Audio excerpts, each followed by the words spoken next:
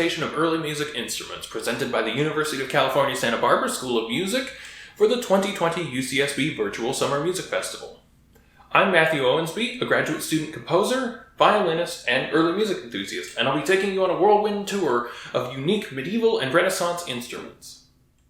Before we begin, a quick note about some of the instruments you're about to hear. Some of these instruments are my own, a few are borrowed, but many of these instruments are owned by the university. Now, many of these instruments have not been played in perhaps as much as 18 years, and so naturally fell into a state of disrepair. In the fall of 2019, I took it upon myself to research, restore, and learn to play many of these instruments, and this presentation is a culmination of much of that work. Learning these instruments is definitely an ongoing process. I'm certainly no seasoned virtuoso on every single one of these instruments, and a few of them only just arrived a few weeks ago. However, I hope that you will enjoy what I've been able to learn on these instruments nonetheless. If you find any of these instruments particularly fascinating, I encourage you to check out the online program, which will contain links to more information and recordings. And now, let's begin.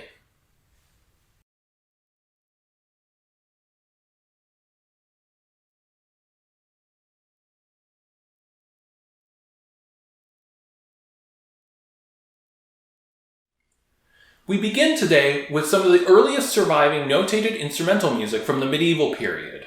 I find this period of history fascinating, particularly because of how little information survives from it. We have a handful of texts and poems that reference medieval music, such as those by Boccaccio and Chaucer. We also have the Ars Musica treaty by Grocaio, in addition to, of course, a number of artworks. This makes trying to perform the music of the medieval period akin to trying to recreate the artwork of a 10,000-piece jigsaw puzzle with only the corner pieces. But it leaves plenty of room for imagination and creativity. Much of the surviving instrumental music from the medieval period comes to us in the form of dance melodies, such as notas, saltarelli, and in particular the estampe, or stantipes, or istampita. It's a dance whose characteristics seem to differ between sources. Some are stately and regal dances and marches in 3, while others are lively, fast, and virtuosic dances in 4. As with much of the music of the period, the original composers and occasions for these works are largely unknown or lost to history. For all we know, we could have a collection of the greatest masterworks of the time, or a handful of beginner dance manuals. But that's enough about the sheet music. Let's get to the instruments. If you imagine the quintessential medieval musician, a lute or lyre player likely comes to mind, and you would not be incorrect. Plucked string instruments are some of the most common early instruments among a variety of cultures, and certainly such instruments played an important role in medieval musical culture. Sometimes overlooked, however, is the importance of the harp. The medieval or Gothic harp has a number of significant differences from the modern pedal orchestral harp and the popular Celtic lever harp, chiefly that it has no pedals or levers to change the pitch of the strings. This instrument is diatonic, and instead, a player will use the nail of their thumb depressed against the neck of the instrument in order to change the pitch of a note.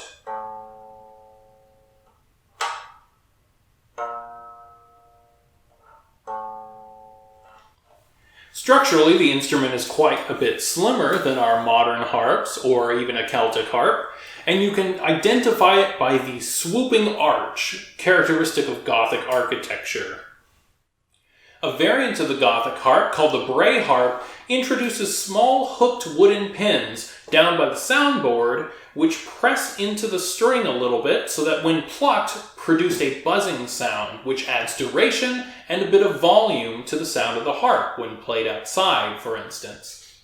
The effect can be replicated a bit by the use of my nails, as you can hear.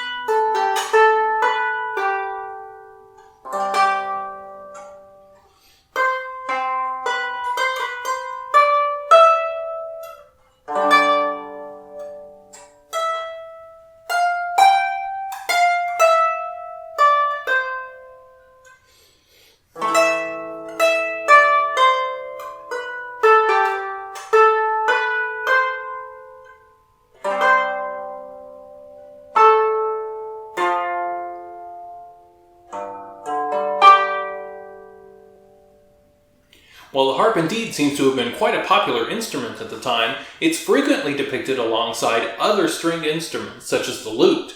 And of course, the violin has its ancestors at this time as well, in the form of the viol, or fiddle, and the rebec.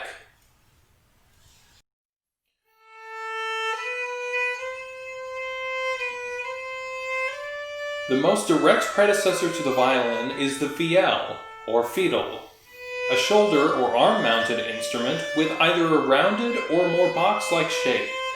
It's frequently pictured with 3 to 5 strings, with some of the strings mounted to the side of the instrument, perhaps as a drone. One surviving example was recently unearthed from Henry VIII's flagship, the Mary Rose. The sound of the viol is quite similar to that of the violin or viola, albeit with a thinner, more muted sound. The rebec, on the other hand, is more unique. The rebec originates from the Middle Eastern rebab and features a rounded, carved body with a pear shape.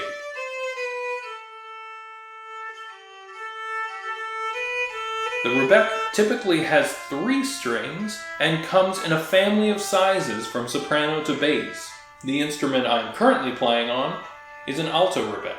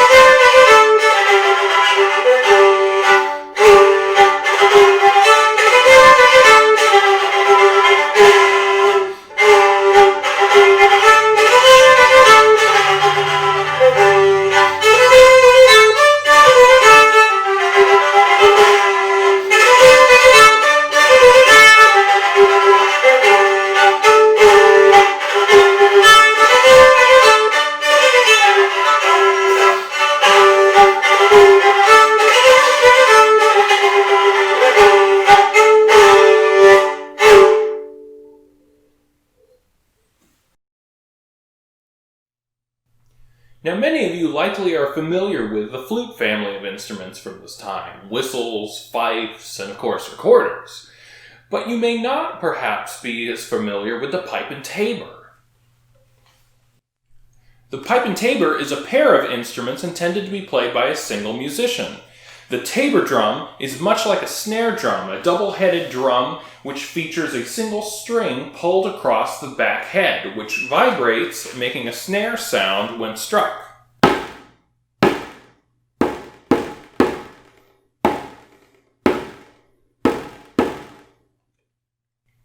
The tabor pipe is an instrument much like the recorder. However, it only has 3 holes, 2 on the front and 1 on the back. And because it lacks the upper holes of a recorder that make it easier for recorders to play full scales, the tabor pipe relies on overblowing, in other words the overtone series, to produce the full scale. Now it's limited in chromaticism because of this, however it has quite a brilliant range.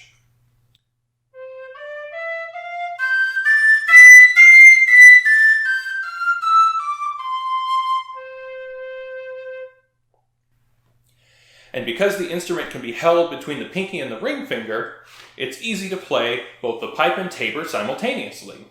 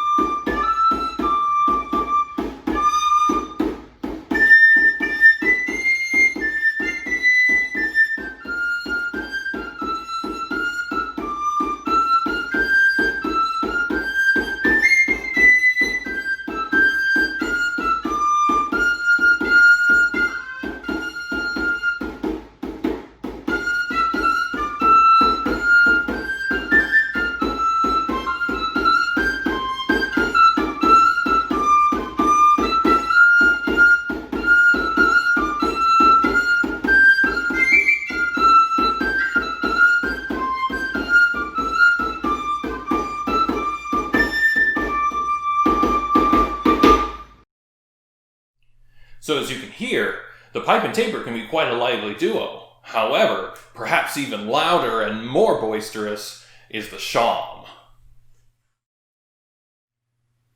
The shawm was a particularly popular outdoor instrument because of the sheer volume that this instrument can produce. It's perhaps the most direct predecessor to the oboe, however, it's got the volume of a trumpet.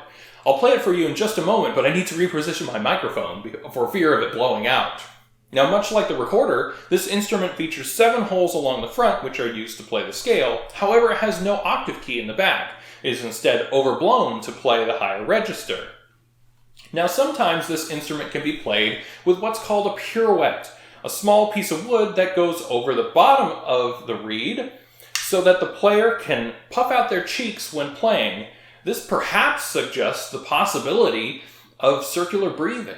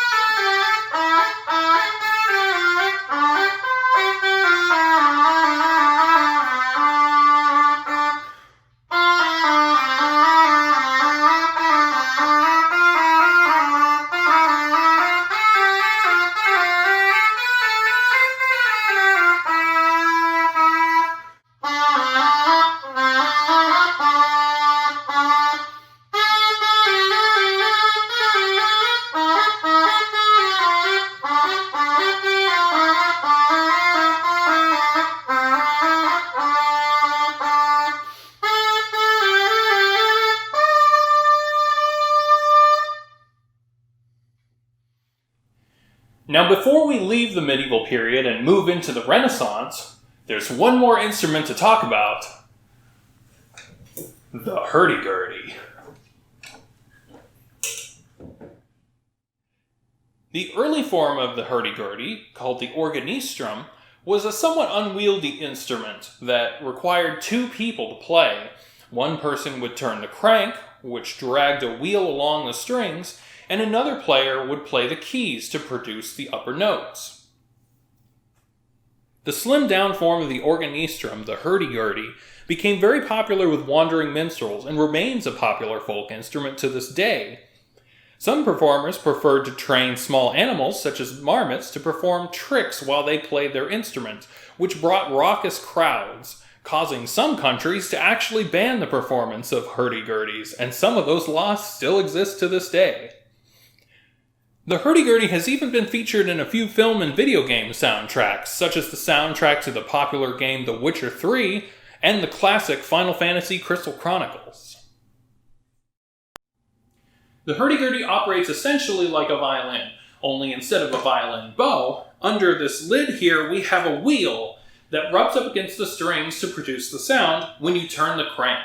Now, this particular instrument features 4 strings. There are 2 drone strings in the front, tuned an octave apart, that play a single pitch throughout the entire time that the instrument is played. The back string is also a drone, but it has a buzzing bridge that vibrates when the crank is turned very quickly, creating a sort of rhythmic element. And then the final string is this melody string under the key box, which is affected when you press the keys. So essentially, this instrument can play the melody, the harmony, and the rhythm all at once. Now, the sound of the dog string, or the string with the buzzing bridge, is particularly unique, and it has a nice snap to it when you strike it correctly.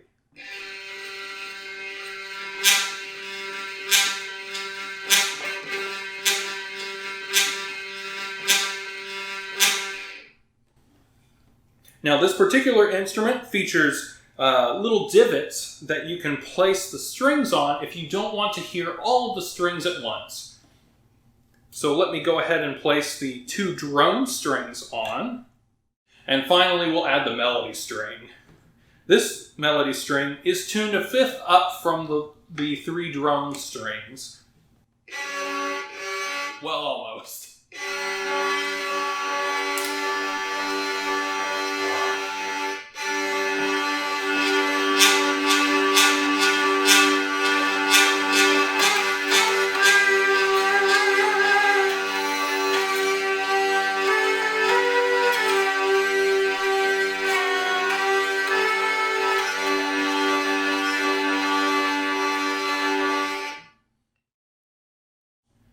One interesting thing to note about the key box, because there is no solid surface for the string to press against when you depress key, you can actually use the variable pressure of the keys to produce a vibrato effect, like so.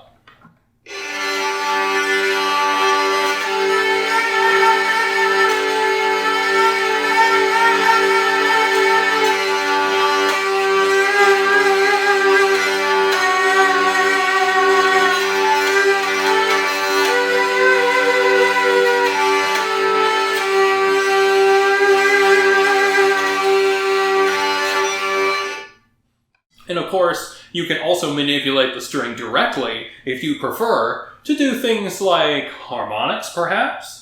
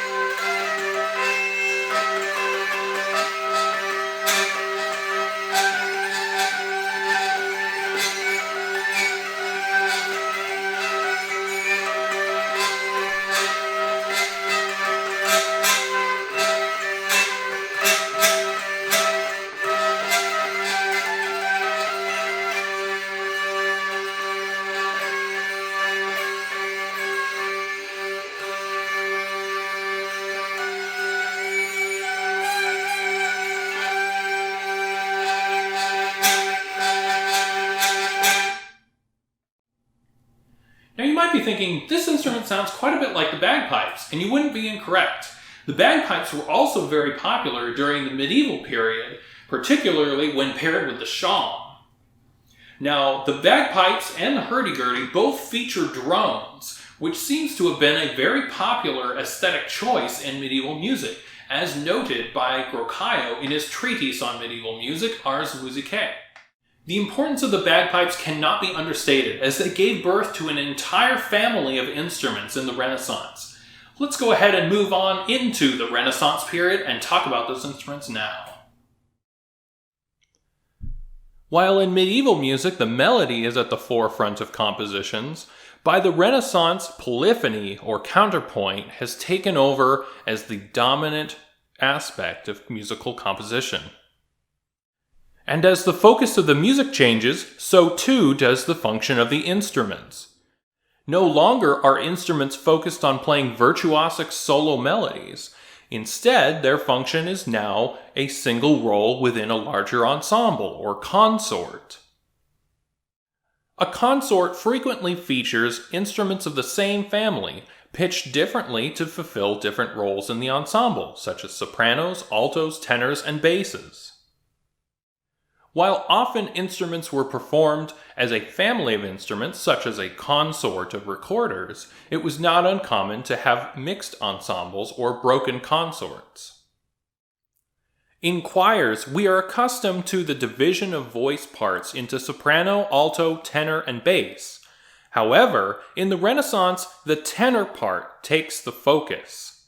An ensemble is frequently built out of an alto, 2 tenor parts, and a bass part with no soprano.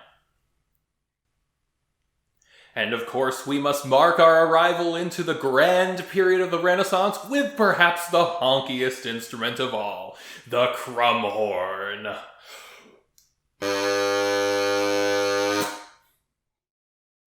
As previously mentioned, the entire family of capped reed instruments, which includes the crumhorn, evolved from the bagpipes. The chanter was detached, and a cap was placed over the reed.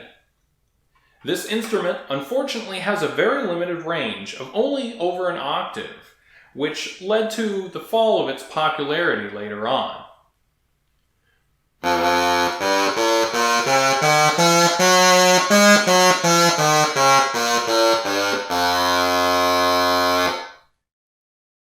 Because the cap of capped reed instruments limits direct access to the reed, this makes playing the instruments in tune incredibly difficult.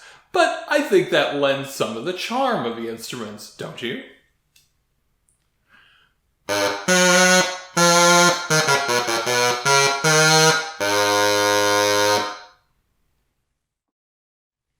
This particular crumhorn is the majestic bass crumhorn, which can be underblown about a fourth in order to reach a low C.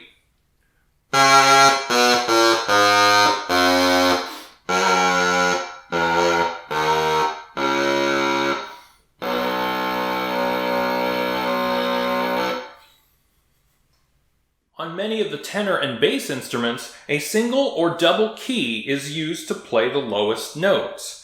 This is to avoid the incredibly distant finger spread from the actual hole. Now, this particular key is a butterfly key, which means that it can be played by either left or right-handed musicians.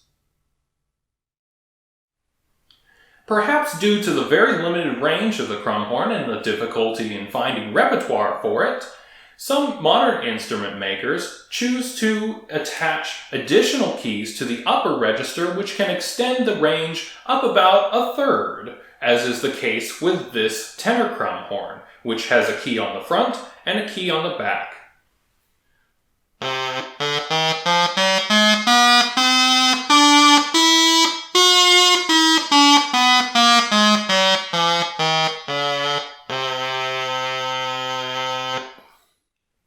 If you found the sound of the crumhorn a bit abrasive, then perhaps the cornamuse is the instrument for you. This is essentially a straightened crumhorn, except that it has a cap at the end, which diffuses the sound out through a number of small holes around this end ring. This cap dramatically mutes the sound. Now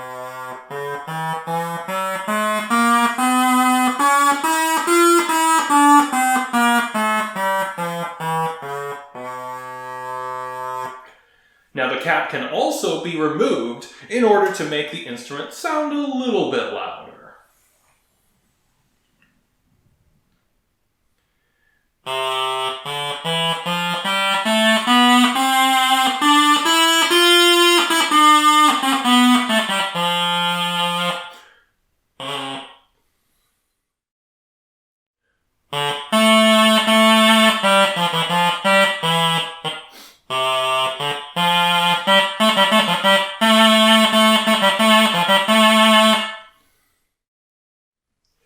Still too noisy and raucous for you? There is a solution: the kortholt. This rather stout little instrument is actually much longer than it appears, because the hole is drilled from the top of the instrument down to the bottom and then loops back around up the top. And because the sound is diffused out of these holes along the side, this instrument is very, very quiet.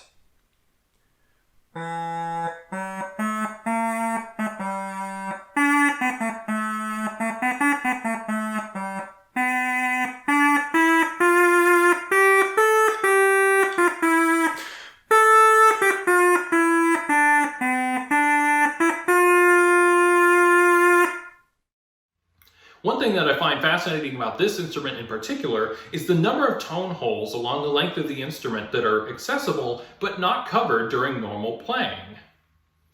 Once covered, these tone holes will actually drop the pitch of the instrument somewhat. So I wonder what could happen if a crafty instrument maker were to produce a kortholt with a number of keys that actually covered those holes. Here's a little bit of what the instrument sounds like when those holes are covered. Keep in mind that the lowest pitch of the instrument is an F.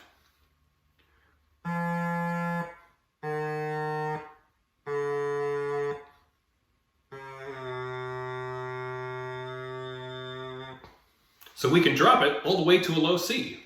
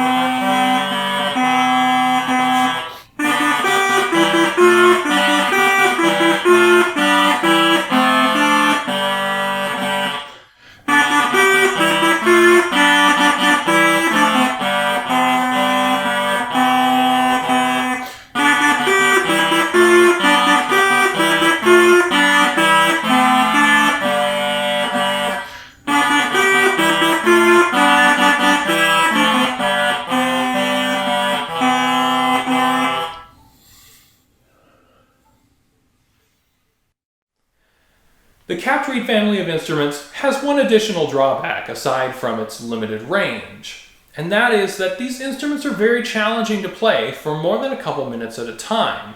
This is because the air required to play these instruments is very minimal. However, the back pressure is incredibly forceful. This means that a player has to take a moment to expend any unused air in their breath before taking another breath to play. So longer ensemble pieces and works with very few rests are incredibly fatiguing. One of the challenging aspects of researching early music instruments is that a number of them go by different names depending on the language. For example, the kortholt is sometimes called the kortholt, which should not be confused with the kortholt, which is the dulcian.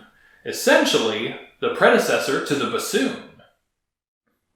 Now, bassoon players love to talk about how many keys they have to be able to play with only 10 fingers.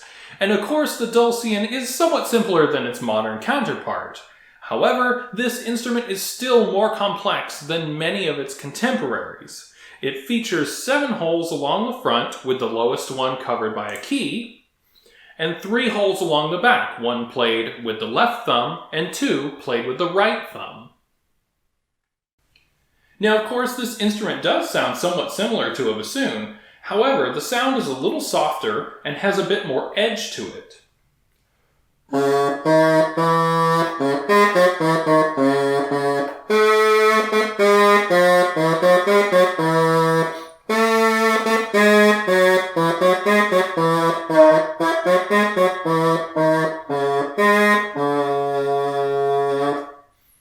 And some instrument makers actually made mutes that fit into the bell, just like a brass instrument. Now, of course, we've been neglecting the brass instruments, and that won't do.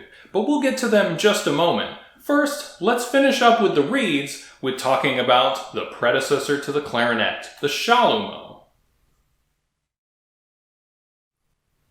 Very little is actually known about the origins of the chalumeau. We have some texts that date back to the 12th century that use the word. However, it seems that its popularity grew in the Baroque period, when J.C. Daner attached keys to it, essentially evolving it into the modern clarinet. Now, the word chalumeau is used to refer to the register of the clarinet that the chalumeau might have occupied. This instrument, like the dulcian, has a bit more edge to its sound, and is perhaps a little bit softer and doesn't have quite the dynamic range of the modern clarinet.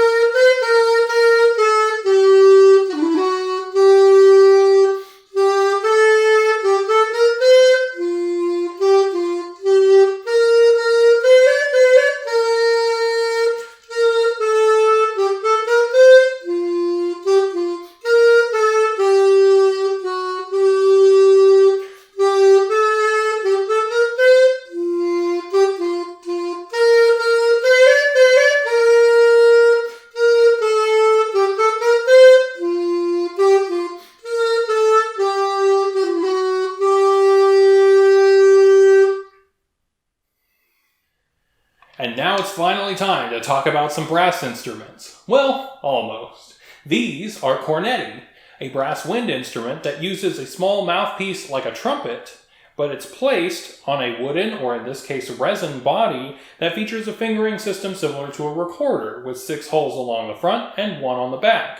I want to give a special shout out to Temo Coruscelli, the UCSB librarian, for allowing me to borrow his cornetti for this video. Thank you. Now, I have to admit, this instrument is incredibly difficult to play, and I don't think that's just me saying that as a non-brass player. The mouthpiece is incredibly tiny for this instrument, and though it sounds more like a trumpet, it's more common for horn players to learn to play this instrument because their mouthpieces are much smaller. Now, I tried to play a consort piece with this instrument, however, I could never really get it to sound in tune or with a pleasant tone, so instead I'll play a small sample for you.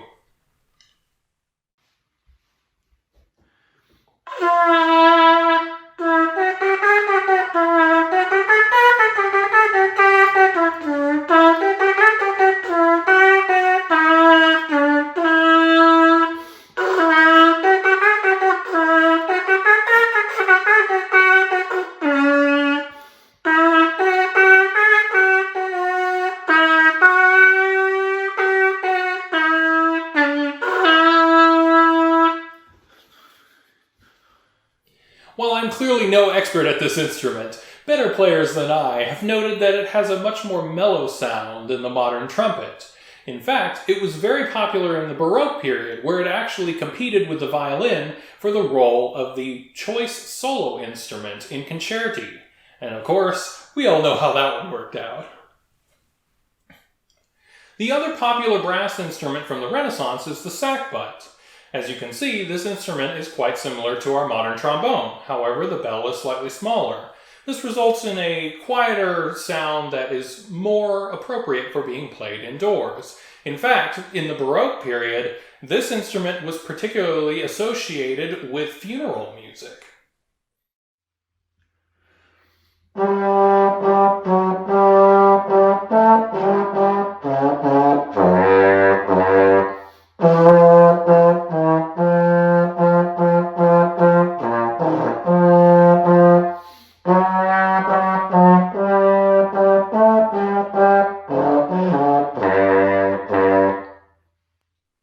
Now, you didn't think you were going to escape this video without hearing some recorder now, did you?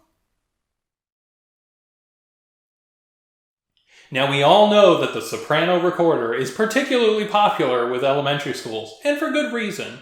It's simple enough to pick up and start playing, and doesn't require the complex embouchure of, say, a flute or an oboe. In addition, the small size means that it's easier for smaller hands to get a grip on the fingerings, and many of them will transfer over to the modern orchestral instruments. The instrument that we train elementary school students on is actually the Baroque recorder. There are a couple of subtle differences between the Renaissance recorder and the Baroque recorder. The main one being that the lowest two fingering spots actually have two holes, allowing the instrument to play fully chromatically.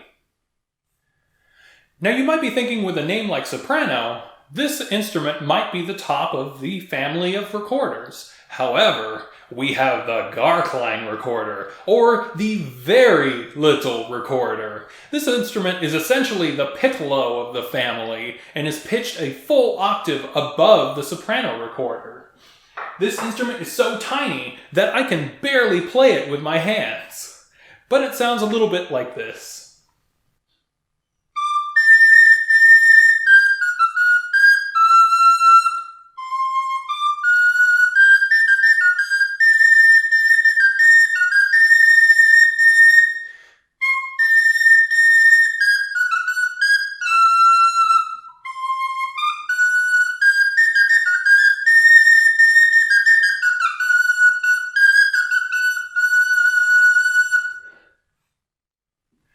The sopranino recorder is pitched slightly below the Garklein recorder, but still above the soprano.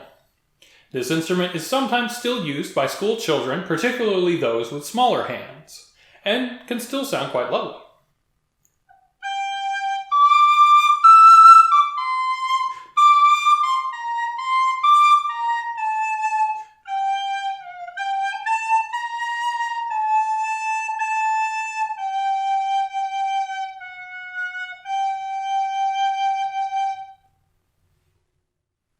Rosewood, pearwood, and grenadillo are all popular materials for producing recorders. All of the recorders I have here today, with the exception of the plastic sopranino and Garklein recorders, are all made of pearwood, including this soprano recorder.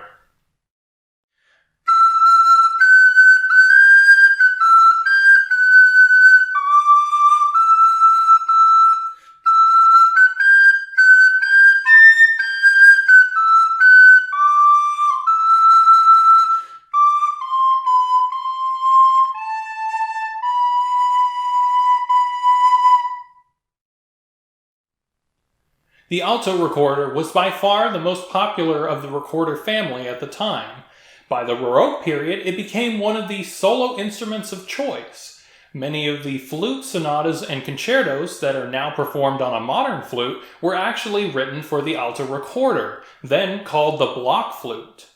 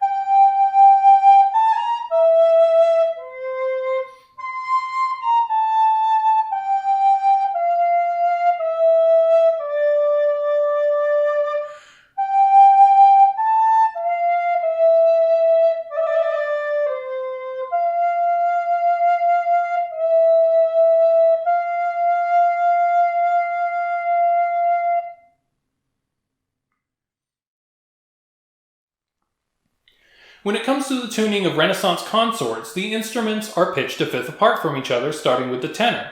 The tenor is in C, the alto is in G, and the soprano is in D, and then the bass is below in F. By the Baroque period, instrument makers had figured out that if you pitched the instruments more similarly, they would stay in tune better, and so Baroque recorders are pitched in alternating keys of F and C. So the soprano recorder is in C, the alto is in F, such as the one that I have, the tenor is in C, and the bass is in F, same as the Renaissance. This particular tenor recorder is a Renaissance instrument, as characterized by the butterfly key here at the bottom of the instrument. The fontanelle, which covers the mechanism, is actually functional as well as decorative. The small holes allow the air to escape, so that when the key is not depressed, the air may escape and change the pitch of the note. And it also prevents the mechanism from rusting.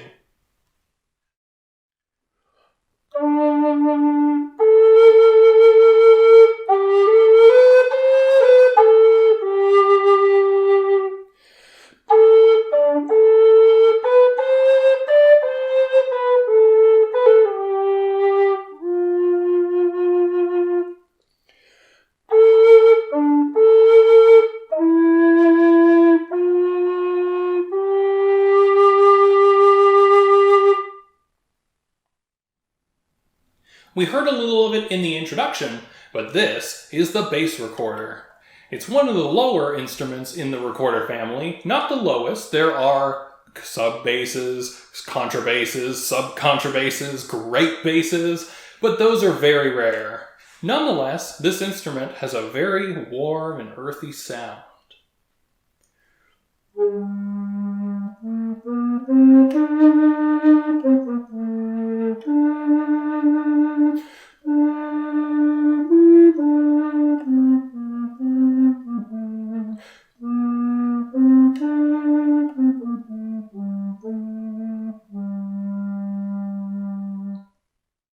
We'll conclude today's discussion of early music instruments with the viol family of stringed instruments from the Renaissance. This instrument, the bass viola da gamba, is similar in size and range to the cello. This instrument features 6 strings, tuned in fourths with a third in the middle, and frets along the fingerboard, which help sustain the sound.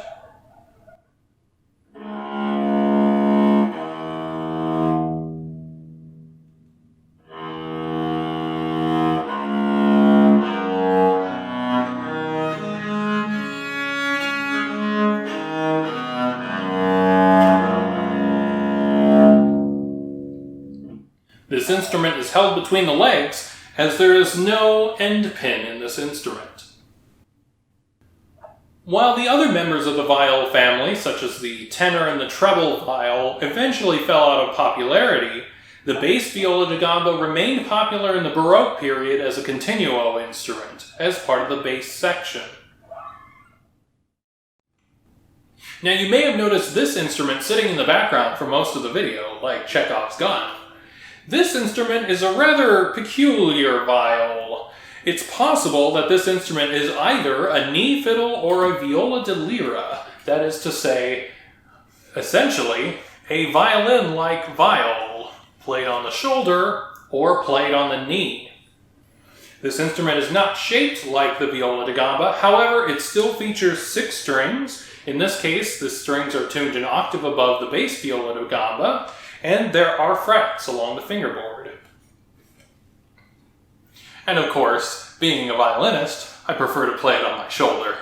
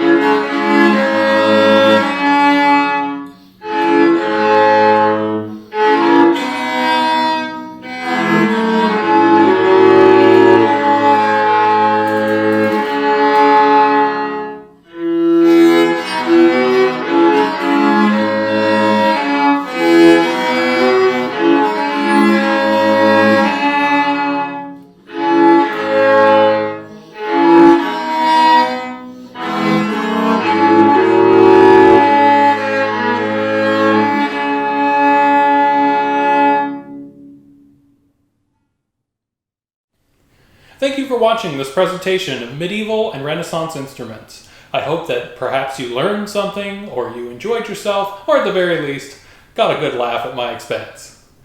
I leave you today with one of my own compositions, a piece that mimics medieval dance music for solo viola, Malfas. If you like the piece and happen to play viola or reed alto clef, the sheet music is available for free on my website. The link is in the program. Thank you again for watching.